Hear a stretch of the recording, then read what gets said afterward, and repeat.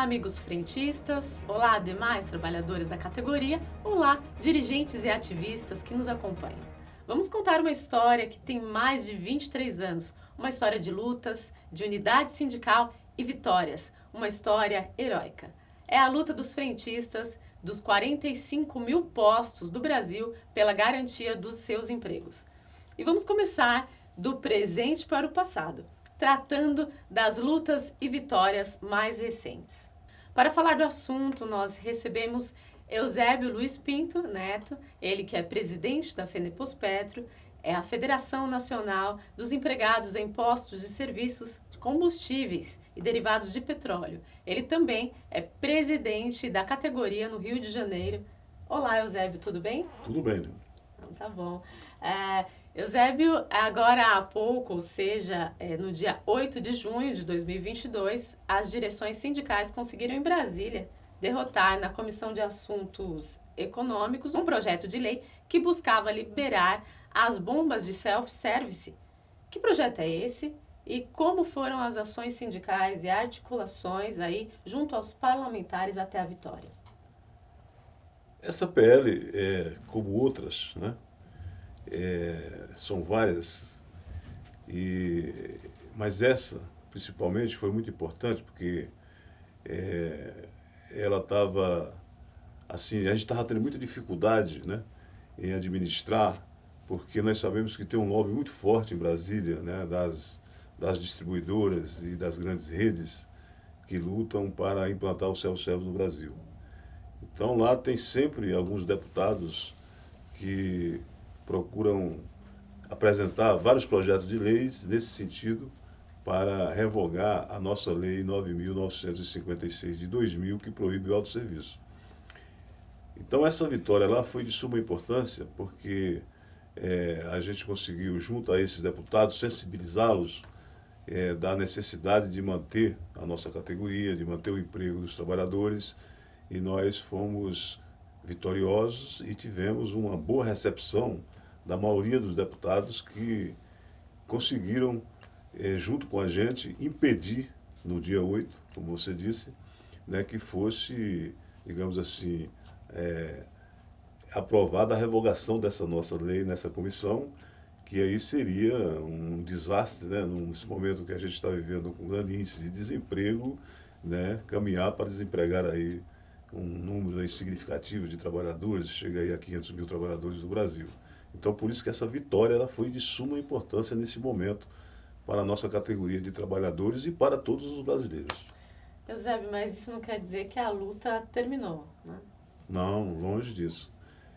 Essa PL, ela passou agora por essa comissão, mas ela foi agora para a comissão de trabalho, né, da CETESP lá, e já foi recebida lá na comissão, por exemplo. Ela vai passar por mais 2 comissões, né? Mas lá já foi nomeado relator, inclusive, e nós temos certeza que vamos derrotá-la também lá na comissão de trabalho. Depois ela vai para a comissão de Minas e Energia, né? Então é isso, né? Lá no Congresso Nacional tem todos esses trâmites, né? Mas essa vitória que nós obtivemos no dia 8 foi muito importante porque esse resultado dessa comissão vai balizar, né, certamente a decisão nas outras comissões. Perfeito. E parece também que no Senado tramita aí um projeto de lei do senador paraense, o Ariovisto Guimarães, né, que visa liberar gradualmente o self-service. E que projeto é esse? Pergunto mais, tem como derrotá-lo? Sim, como todos que nós já derrotamos, esse é mais um que nós vamos derrotar com certeza, né? É claro que vai exigir o empenho, né, de todos nós, muita luta, né? Mas a gente vai fazer esse trabalho, né, que é denominação nossa. E esse projeto, ele visa flexibilizar, digamos, o trabalho com o self-service dos postos de gasolina nos finais de semana, entendeu? No horário noturno, madrugada. E isso é uma abertura para que depois acabe implantando no posto inteiro, né? Ele não é uma coisa assim que... A gente sabe que não fica só nisso, né? Tipo você abrir a porteira. Então, a gente não aceitamos, ele tentou negociar com a gente, o senador, mas nós fomos inflexíveis porque nós defendemos o emprego. Então, nós defendemos a lei, né? que, nós, que é uma lei importante. Então, essa lei não tem como flexibilizar. Tá? A gente, essa lei que fundamenta todas as vitórias que nós temos obtido no Brasil em todas as instâncias, graças a essa lei. Então, nós não podemos flexibilizar de jeito nenhum. Então, esse projeto do Senado, que vem nesse sentido, para que a gente flexibilize nesses horários, noturnos e feriado, nós não vamos aceitar de jeito nenhum. E já estamos trabalhando, né, na nomeação de relator, e já conversamos lá com alguns senadores que estão propensos a pegar a relatoria, e a gente vai derrotá-la também, como já derrotamos as outras. Perfeito. Agora, Eusébio, além dessas matérias aqui já mencionadas, né, existem outras ameaças do emprego dentro do Congresso Nacional? Sim. Né? O Congresso Nacional sempre está aparecendo projetos de leis novos. Né? Nós tivemos nos últimos anos aí uma faixa de uns 4, 5 projetos nesse sentido.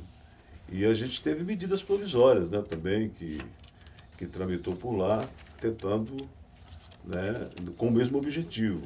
Né? Então, a ameaça é constante dentro do Congresso Nacional por esse motivo, porque tem interesse das grandes multinacionais, das grandes distribuidoras e dos grandes grupos econômicos, grandes redes do Brasil, que sempre está querendo implantar esse self-service. Então, eles estão sempre lá financiando o deputado para fazer esse tipo de projetos de lei. Complicado. Por isso que a ameaça é constante. Sim. A gente tem que estar sempre vigilante. Claro, claro. Agora, vamos falar de outra vitória importante, mas na Justiça. Uma rede de postos de Jaraguá do Sul, em Santa Catarina, obteve liminar na Justiça, liberando a instalação do self-service. Mas essa liminar foi derrotada aí, graças à Advocacia Geral da União e aos jurídicos do sindicato local e das federações. Conta pra gente como é que se deu essa vitória judicial e mais, os empregos em Santa Catarina foram preservados mesmo? Sim, como em todo o Brasil, né? Lá está preservado. Essa é uma grande rede de postos de combustível no estado de Santa Catarina, que tem uma parceria com a Shell. É importante frisar isso. E eles ganharam essa liminar em um posto que é matriz. Então, essa liminar se estendia para todos os demais postos dessa rede, que é um total de 59 postos de combustível no estado. Nós fizemos uma ação imediata, né? Fizemos uma ação política, tivemos lá com vários dirigentes sindicais, fizemos um protesto dentro do posto de combustível lá em Jaraguá do Sul. Né? Imediatamente divulgamos lá, distribuímos um material, informando os trabalhadores, né, do que estava acontecendo, e aí entramos juntamente com a União, né, na Justiça, né, para tentar impedir, né, suspender essa decisão da Justiça Federal do Paraná. Né?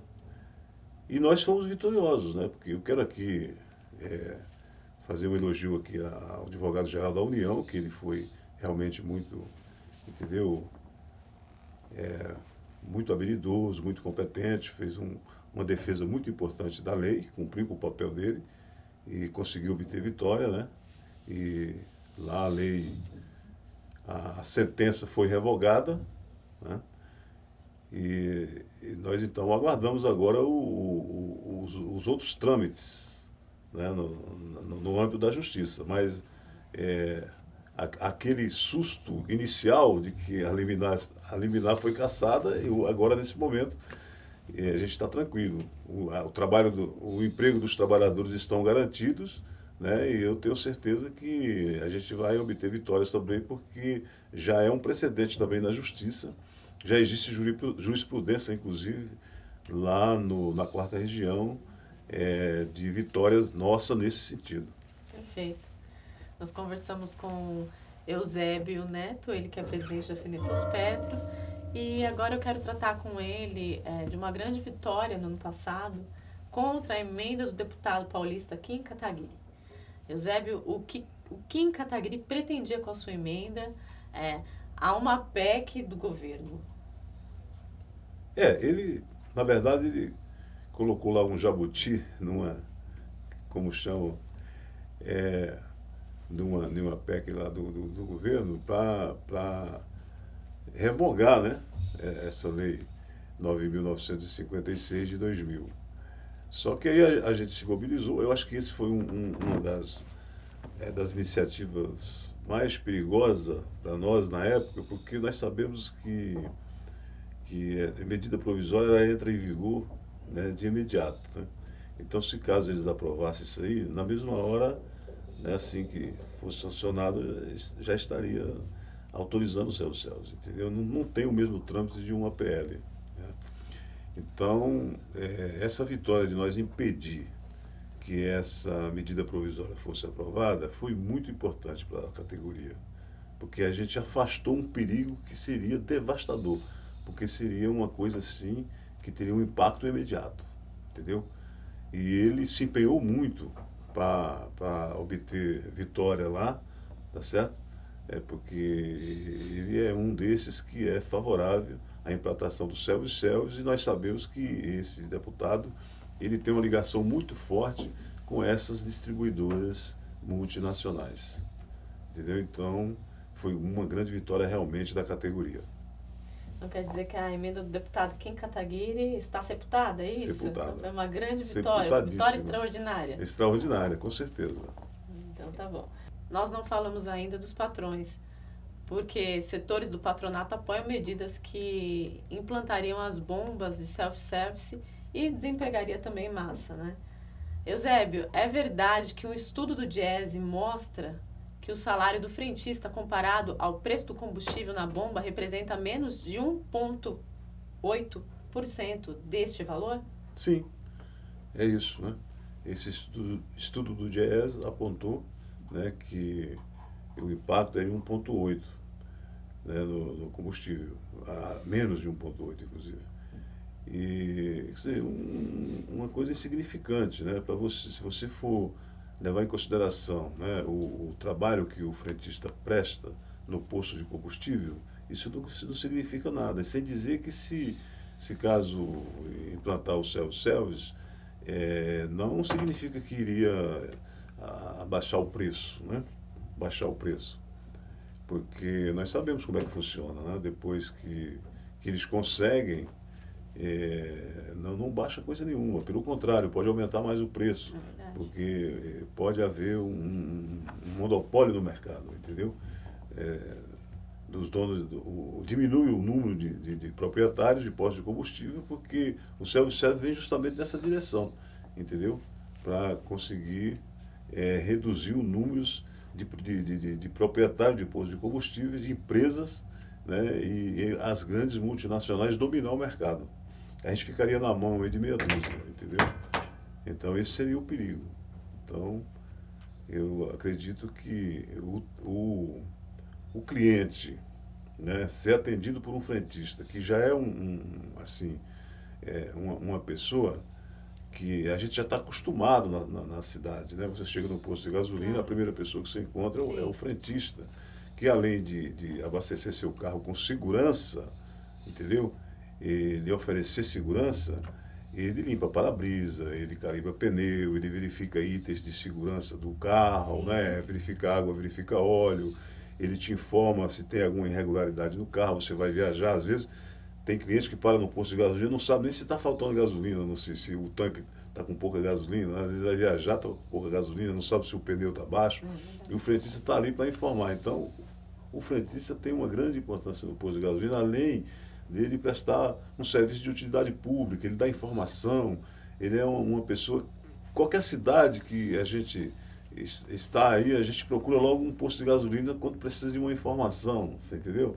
Então é isso, né? É uma coisa já cultural no nosso país. Então a importância do frentista é fundamental. E esse valor, então, dessa redução aí, que eles, de 1,75% no preço, da composição do preço de combustível, quer dizer, não significa nada, porque nós sabemos que o valor o motivo do combustível ser alto no Brasil tem outra origem, A evidentemente. gente sabe bem. Agora, prezado presidente, você acha que setores ligados ao grande capital vão tentar impor ainda as bombas automáticas e tornar sem efeito a Lei 9.956 do ano de 2000? E por quê? Eu acredito que eles vão continuar, tanto no âmbito judicial, quanto no Congresso Nacional, né, como sempre fizeram.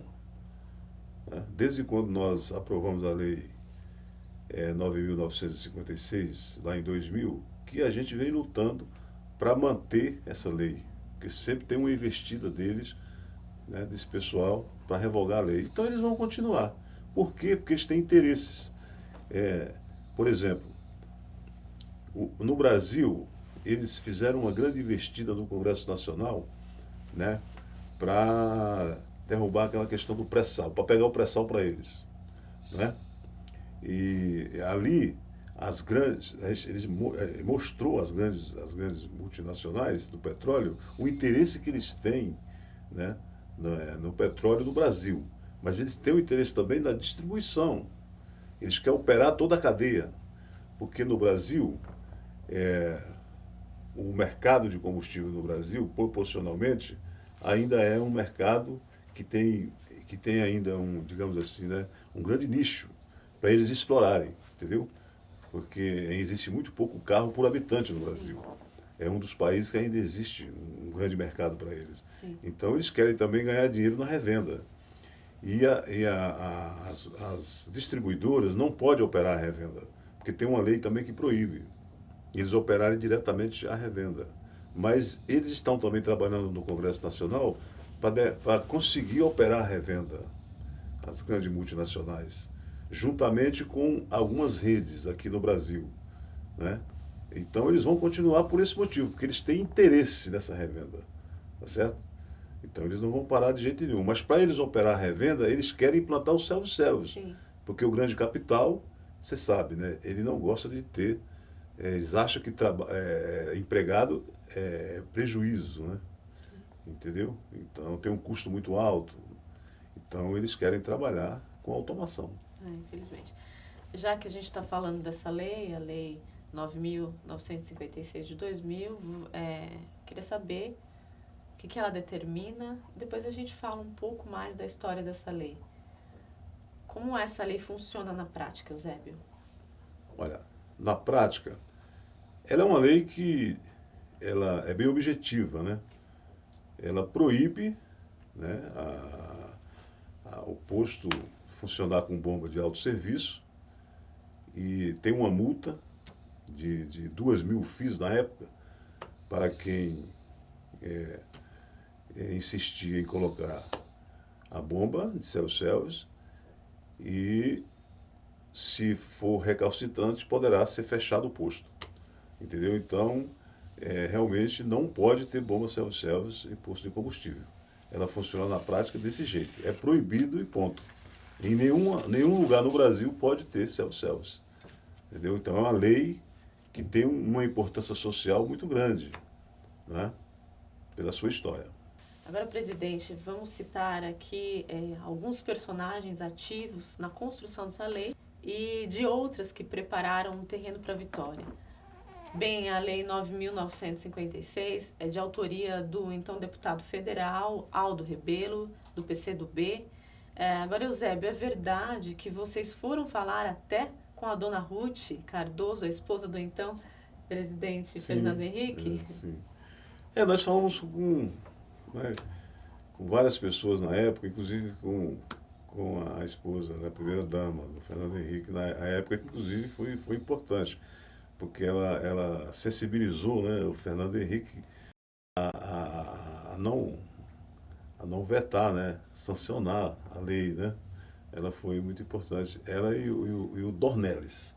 Nós tivemos só um ministro da época, porque o Fernando Henrique, é bom, né, frisar que ele foi um governo que ele queria implantar uma modernidade no Brasil, uma época de transformação tecnológica, então ele queria ter essa imagem, né? Então, os ministros dele, tudo era a favor do self-service.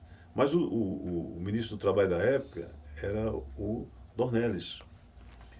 E ele abraçou a nossa causa e ele fez com que o presidente sensibilizou o Fernando Henrique Cardoso a, a não vetar a lei, a sancionar, e foi muito importante esse trabalho deles lá. E tivemos outras pessoas, nós falamos na época, a CM, né? Que é Antônio Carlos Magalhães, foi também fundamental. Nós fomos levados lá até, inclusive, pelo Tenorinho. Sim.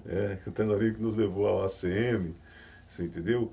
E o ACM foi muito firme também lá, no ato lá ele disse que essa lei ele não aceitaria, que na época ele era presidente do Congresso, presidente do Senado, né? E, enfim, todas as pessoas na época nos ajudaram muito, né? A gente comete até aqui a injustiça de esquecer alguns nomes, mas eu diria que essa lei ela teve essa importância, né?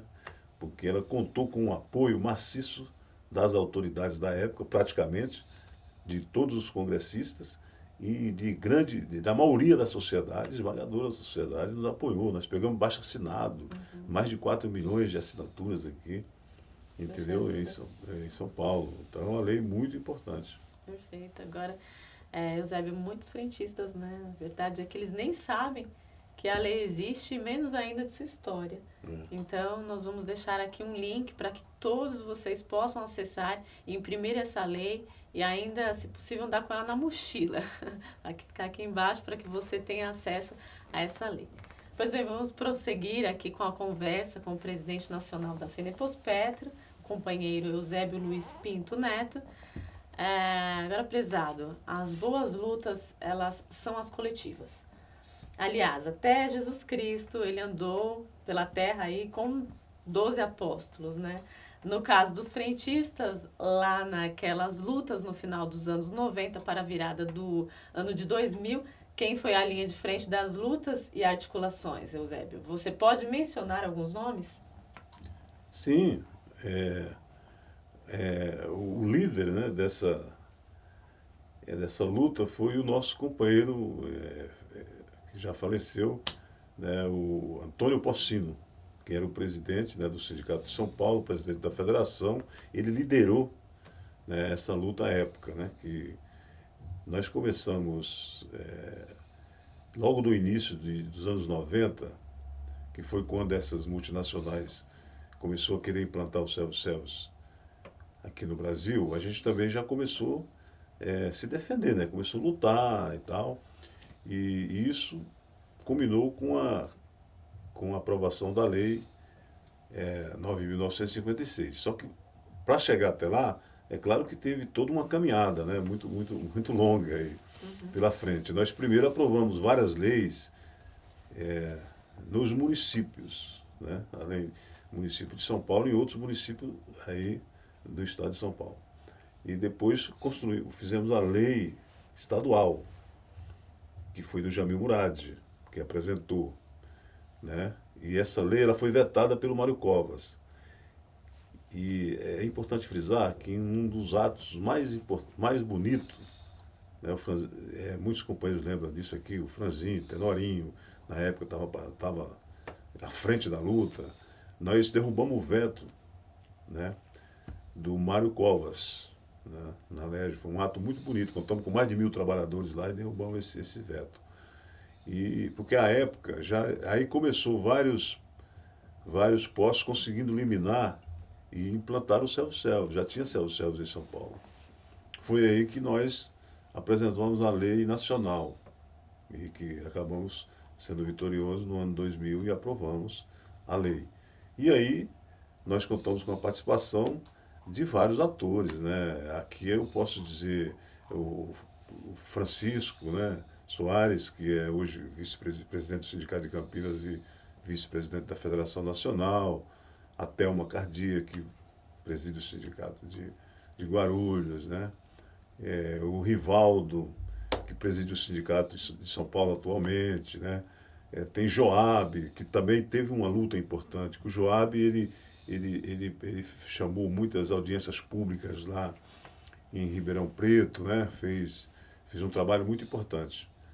E vários outros, né? O Luiz Arraes, né? Que hoje preside a Federação estadual aqui, né, nós tivemos muitos companheiros que estiveram à frente da luta, né, liderando esse processo. Né. Eu tive a honra de participar de todo esse movimento, porque nós fomos fundador do primeiro sindicato de frentistas no Brasil, que foi o sindicato de São Paulo, o Simpospeto São Paulo, né, que foi estadual, que depois a gente desmembrou o Estado, fundamos vários sindicatos e fundamos uma federação estadual e depois uma nacional. Entendeu? Então, foi uma luta que nasceu das bases, social mesmo, entendeu? Bem consistente. E a gente foi até o trabalhador se envolveu na luta. E, consequentemente, os clientes, porque a gente, todos os clientes, a gente perguntava se eram ou não a favor do self-service, e esses clientes foram assinando, na abaixo-assinado, e aí a gente envolveu todo mundo na luta. Então, por isso que essa lei, ela é importante. Além dela ter nascido da sociedade, ela foi apresentada através do Congresso Nacional, então nasceu na casa do povo, que é o Congresso Nacional, e por isso nenhuma investida contra ela é vitoriosa. Perfeito. São muitos nomes, né? Muitos personagens nessa Muitos. história. Claro que não tenho como dizer o nome de todos aqui. O Aldo Rebelo, é claro, ele é o autor da lei, Sim. e é uma pessoa que até hoje está sempre à disposição para ajudar a gente a defender, articula dentro do Congresso Nacional, porque ele é uma pessoa muito considerada, ele nos ajuda muito nesse momento, inclusive, que a gente está lá tentando barrar esses outros PLs, entendeu? Então, são vários personagens que estiveram presentes nessa luta, e todas as centrais, é bom registrar isso, que todas as centrais também nos ajudaram muito nessa luta, Força Sindical, CUT, todas as centrais, entendeu? Vários sindicatos, posso dizer que o movimento sindical inteiro se envolveu nessa luta aí, porque, na verdade, foi uma vitória do mundo do trabalho muito importante para o mundo, não foi só para o Brasil. A gente recebeu recebeu cumprimentos aí de várias partes de vários países do mundo inteiro, entendeu? Perfeito, com essa vitória que nós obtivemos, entendeu? Então, numa época, né, em que existe essa investida do capital, né, para implantar essas automações e desempregar no mundo inteiro, e a gente conseguiu uma vitória dessa aqui no Brasil, só foi possível graças à nossa organização, né, dos sindicatos, que nós somos um dos únicos países no mundo que temos sindicatos organizados da categoria de trabalhadores de postos de combustível. Concordo. Por isso essa vitória. É isso mesmo. A importância do sindicato. Claro. E, gente, que história bonita, bela história, uma história de união, de luta, de determinação na defesa do emprego dos frentistas. Parabéns a todos que participaram, né, desse processo. Agora, presidente Eusébio, vamos falar do presente e do futuro. Como é que está a situação trabalhista dos frentistas hoje? Os direitos estão sendo respeitados, a saúde é tratada com os devidos cuidados e obediência também às normas. Em caso negativo, o que o trabalhador deve fazer? Procurar seu sindicato, né? Que é a trincheira de luta do trabalhador, é a casa do trabalhador, né? Ali ele está sendo recebido e acolhido por pessoas igual a ele, né? Colega de trabalho dele, que ele pode confiar, né? E principalmente nesse momento político que nós estamos vivendo, nós sabemos que existe aí um desmonte de todo o aparato de fiscalização, né? E também foi criada com as reformas aí, essa deformação trabalhista aí que acabou dificultando o acesso do trabalhador à justiça. O sindicato, eu acho que ficou ainda mais importante, ganhou mais relevância ainda para o trabalhador, que ele não tem para onde correr, tem que ser o seu sindicato, tá? E nossa categoria é uma categoria, como vocês sabem, é pulverizada, né? Nós temos aí 42, 43, eu acho que chega até 45 mil empresas no Brasil, onde nós temos aí mais de 500 mil trabalhadores, numa média de 10 trabalhadores por empresa. Então, por mais que a gente é organizado, a gente tem sim, para falar a verdade, dificuldade de atingir todos os trabalhadores nos seus devidos turnos, né? E visitar todas essas empresas com frequência. Então, é uma categoria que sofre muito com a precarização do trabalho, como todos hoje no Brasil estão sofrendo, né? Com esse governo, veio aprofundar mais essa questão da precarização. Ele fez um desmonte, inclusive, nas normas, né? Ele acabou aí com os conselhos. Então, hoje a gente tem muita dificuldade na aplicação dessas normas, porque o governo incentiva também, né, os proprietários a não cumprir a lei, né?